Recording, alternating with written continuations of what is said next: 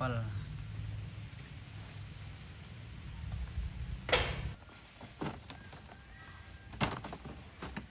Đâu ca cái bát đấy bê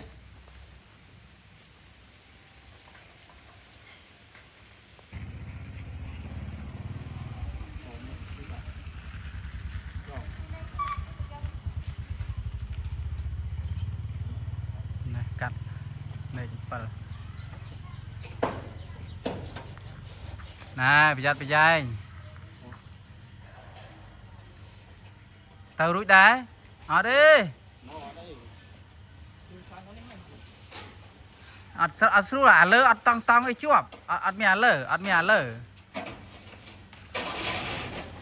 chuột đây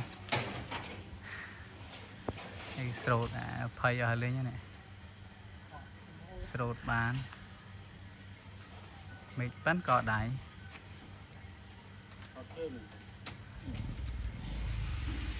không phơi gì luôn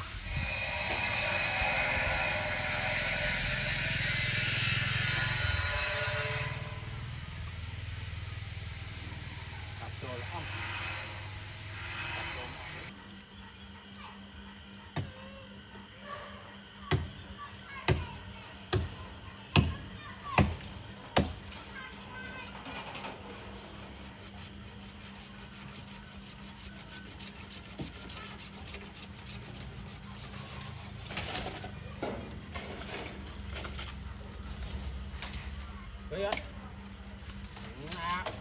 này không cho là nó nâng tay làm tốt phân cro mà con chơi cro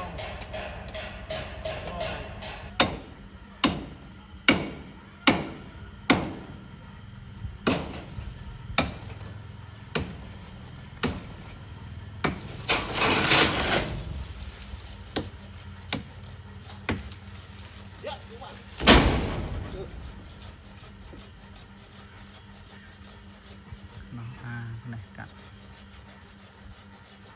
giặc xài phơi cái mơ không